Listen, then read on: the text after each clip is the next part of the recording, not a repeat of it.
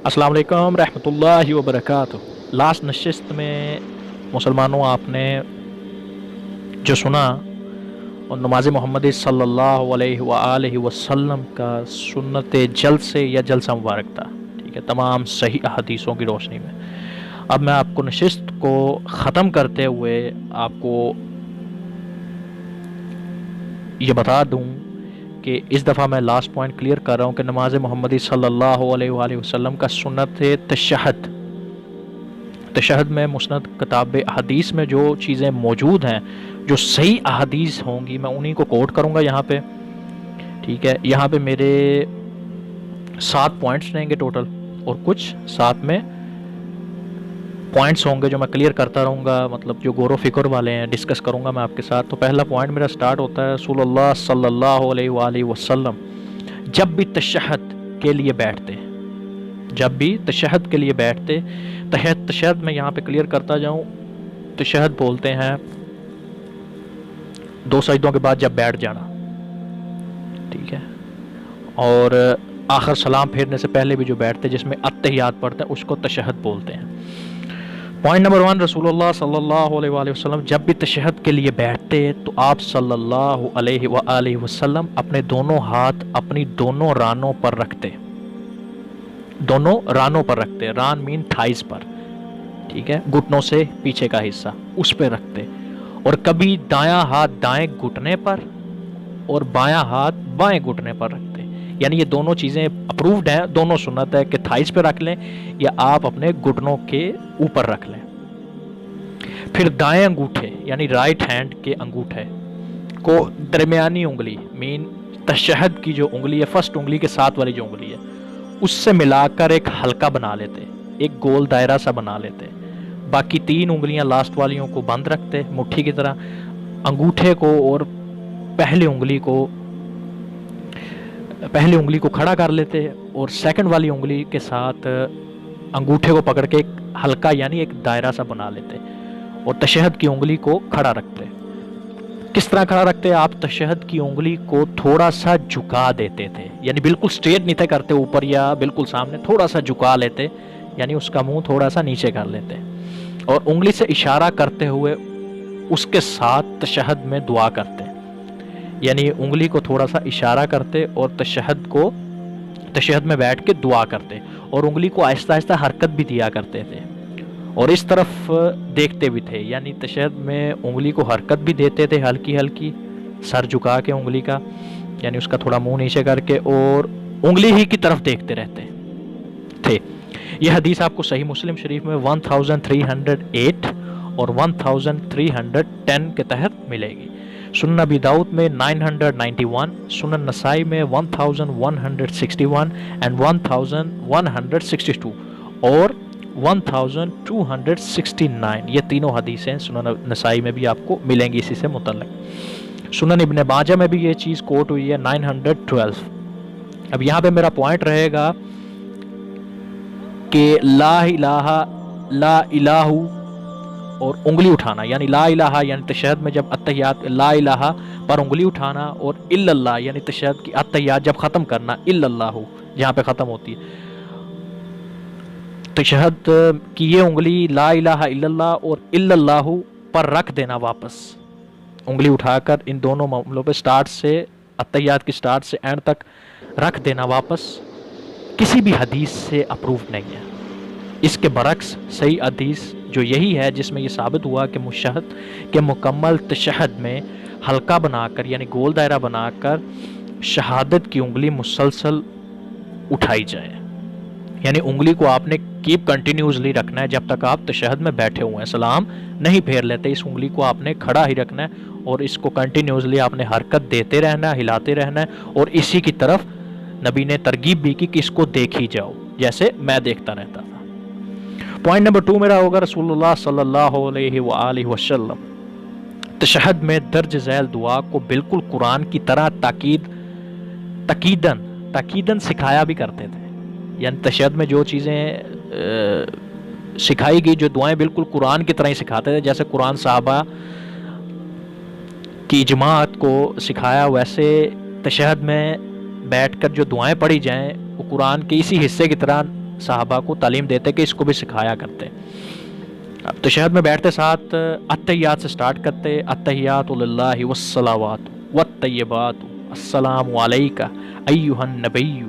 व रहमतुल्लाहि व बरकातुहू अस्सलामु अलैना वला इबादिल्लाहिस सालिहीन अशहदु अन ला इलाहा इल्लल्लाहु व अशहदु अन्ना मुहम्मदन अब्दुहु व रसूलुहु। ये पढ़ते अत्तहियात जिसको बोलते हैं, जिसके मानी कुछ इस तरह है, अल्लाह अज़्ज़ा वजल के है, अल्लाह अज़्ज़ा वजल के ही लिए है तमाम तोहफे, ज़ुबानी इबादतें यानी जो तोहफे हैं ज़ुबान से अता की हुई इबादतें, और नमाजें यानी बदनी इबादतें, और पाक चीज़ें यानी माली इबादतें। सलाम हो ए नबी सल्लल्लाहु अलैहि व आलिहि वसल्लम, आप सल्लल्लाहु अलैहि व आलिहि वसल्लम पर, और अल्लाह अज़्ज़ा वजल की रहमत हो और उसकी बरकतें हों। सलाम हो हम पर, देखिए अत्तहियात में सलाम हम अपने आप पर भी फेरते हैं या अपने आप को सलामती की दुआ देते हैं। सलाम हो हम पर और अल्लाह अज़्ज़ा वजल के नेक बंदों पर, जो नेक बंदे हैं गुजरे या आएंगे क़यामत तक। और मैं गवाही देता हूँ, यह अत्तहिया का मीन है कि मैं गवाही देता हूँ कि नहीं कोई माबूद सिवाय अल्लाह अज़्ज़ा वजल के, और गवाही देता हूँ मोहम्मद सल्लल्लाहु अलैहि वसल्लम उसके बंदे और उसके रसूल हैं। यानी इंसान ना चाहते हुए भी जो पढ़ता है, अगर ना चाहते हुए भी अगर इसका तर्जुमा पता चल जाए अत्तहियात में कि जो इंसान अदा कर रहा है, कंटिन्यूसली कर रहा है हर नमाज में, तो कैसे वो भटक सकता है कि वो क्या कह रहा है। उसका तर्जुमा है कि मैं गवाही देता हूँ कि कोई माबूद नहीं सिवा अल्लाह के। तो शिर्क की तो दूसरी कोई ओपिनियंस हो ही नहीं सकती ना यहाँ पे कि आपने शिर्क कर सकते, क्योंकि आप अता कर रहे हैं अपने ज़ुबान से ये लफ्ज़ अदा कर रहे हैं क्या है कि मैं गवाही देता हूँ कि कोई माबूद नहीं अल्लाह के। तो कोई कब्र वाला सीन नहीं है, कोई बुजुर्गों वाला सीन नहीं है अब, ठीक है। और बाद में क्या बंदा अदा करता है, अपनी ज़ुबान से लफ्ज़ क्या अता कर रहा है या अदा कर रहा है, वो ये है कि मोहम्मद रसूलुल्लाह सल्लल्लाहु अलैहि वसल्लम अल्लाह के बंदे हैं और अल्लाह के रसूल हैं, ठीक है। तो यहाँ पे उन लोगों की भी नफ़ी हो गई जो कहते हैं रसूलुल्लाह सल्लल्लाहु अलैहि वसल्लम को तमाम चीज़ों का इल्म गैब था। तो यहाँ पे तो वो खुद ब खुद इकरार कर रहा है कि रसूलुल्लाह सल्लल्लाहु अलैहि वसल्लम अल्लाह के बंदे और उनके रसूल हैं। और ये हदीस यानी ये अत्तहियात जो पढ़ते तशहद में, ये हदीस सही बुखारी शरीफ में 1202 है, सही मुस्लिम शरीफ में 897 है। पॉइंट नंबर 3 मेरा रहेगा, रसूलुल्लाह सल्लल्लाहु अलैहि वसल्लम आखिरी तशहद में बाएं पाँव को दाएं पाँव के नीचे से बाहर निकाल लिया करते हैं और बाएं कूले यानी पीठ पर बैठ जाते हैं, और दाएं पाँव का नतीजा या पंजा यानी नतीजतन उसका पंजा सीधे पाँव का किबला रुख कर लेते थे, यानी कि सीधी टांग को खड़े रखते और उसके नीचे से लेफ़्ट वाली यानी लेफ़्ट वाला पाँव उसके नीचे से गुजार लेते और लेफ़्ट वाले कूले के ऊपर पीठ के ऊपर बैठ जाते और सीधी टांग का जो पाँव है, जो स्टैंड है, उसकी उंगलियां खड़ी रखते जिनका रुख किधर होता, किबला शरीफ की तरफ, पंजों का। इस हालत को तवर्रक कहते हैं, जो आखिरी रकत के तशहद के आखिरी सजदे के बाद आपने तशहद के बाद जो करना है, ठीक है। ये सही बुखारी शरीफ में मिलेगी आपको 828। पॉइंट नंबर 4 में रहेगा, रसूलुल्लाह सल्लल्लाहु अलैहि वसल्लम तशहद में बैठकर या तशहद के लिए ये दरूद शरीफ भी सिखाया करते थे तशहद में बैठ के। वो दरूद शरीफ क्या है, जिसको हम लोग बड़ा दरूद शरीफ भी बोलते हैं या दरूद इब्राहिमी भी बोलते हैं। अल्लाहुम्मा सल्लि अला मुहम्मदिन व अला आलि मुहम्मद कमा सल्लैता अला इब्राहीम व अला आलि इब्राहीम इन्नका हमीदुम मजीद। अल्लाहुम्मा बारिक अला मुहम्मदिन व अला आलि मुहम्मद कमा बारकता अला इब्राहीम व अला आलि इब्राहीम इन्नका हमीदुम मजीद, जिसका तर्जुमा कुछ इस तरह रहेगा, ए अल्लाह अज़्ज़ा वजल रहमतें भेज मोहम्मद सल्लल्लाहु अलैहि वसल्लम पर और आले मोहम्मद सल्लल्लाहु अलैहि वसल्लम पर। आले मोहम्मद यानी नबी के आल यानी घराने के ऊपर रहमतें भेज नबी के बाद, जैसा कि तूने रहमतें नाजिल फरमाई किन पर, इब्राहीम अलैहिस्सलाम पर और आले इब्राहीम अलैहिस्सलाम पर, जैसे आपने इब्राहीम अलैहिस्सलाम पे रहमतें फरमाई अल्लाह अज़्ज़ा वजल और उनके आल पर फरमाई। बेशक तू तारीफ़ वाला बुजुर्गी वाला है या रब, اے اللہ عز و جل برکتیں نازل فرما محمد صلی اللہ علیہ وآلہ وسلم پر اور آل محمد صلی اللہ علیہ وآلہ وسلم پر، جیسا کہ تو نے برکتیں بھیجی ابراہیم علیہ السلام پر اور آل ابراہیم علیہ السلام پر، بے شک تو تعریف والا بزرگی والا ہے۔ یہ درود شریف پڑھتے تشہد میں اور اس کو سکھاتے، اس کی تعلیم دیتے صحابہ کرام کو۔ اور یہ حدیث آپ کو ملے گی صحیح بخاری شریف میں 3370، صحیح مسلم شریف میں ملے گی آپ کو 908۔ پوائنٹ نمبر 5 میرا رہے گا، رسول اللہ صلی اللہ علیہ وآلہ وسلم تشہد میں اس دعا کا بھی حکم فرماتے تھے۔ وہ دعا کچھ اس طرح ہے: اللہم انی اعوذ بک من عذاب جہنم ومن عذاب القبر ومن فتنة المحیا والممات ومن شر فتنة المسیح والدجال۔ وہ مسیح الدجالی، جس کا ترجمہ کچھ اس طرح رہے گا: اے اللہ عز و جل میں تیری پناہ مانگتا ہوں جہنم کے عذاب سے اور قبر کے عذاب سے اور زندگی اور موت کے فتنے سے اور مسیح دجال کے شریر فتنے سے۔ یہ بھی تشہد میں درود شریف کے فوراً بعد نبی صلی اللہ علیہ وسلم کہتے یا تعلیم فرماتے کہ یہ دعا بھی پڑھا کرو۔ یہ حدیث صحیح مسلم شریف میں 1324 ہے۔ پوائنٹ نمبر 6 میرا رہے گا، رسول اللہ صلی اللہ علیہ وآلہ وسلم کی اکثر اوقات میں دعا انہی الفاظ میں ہی ہوا کرتی تھی، یعنی کہ تشہد میں اکثر جو دعا پڑھتے تھے، صحابہ کرام فرماتے ہیں اکثر جو دعا نبی صلی اللہ علیہ وسلم کو پڑھتے ہوئے دیکھا، سنا یا تعلیم لی جو ان سے ہم لوگوں نے، وہ یہی ہوتی تھی۔ وہ کیا دعا ہے؟ اللہم ربنا آتنا فی الدنیا حسنۃ وفی الآخرۃ حسنۃ وقنا عذاب النار۔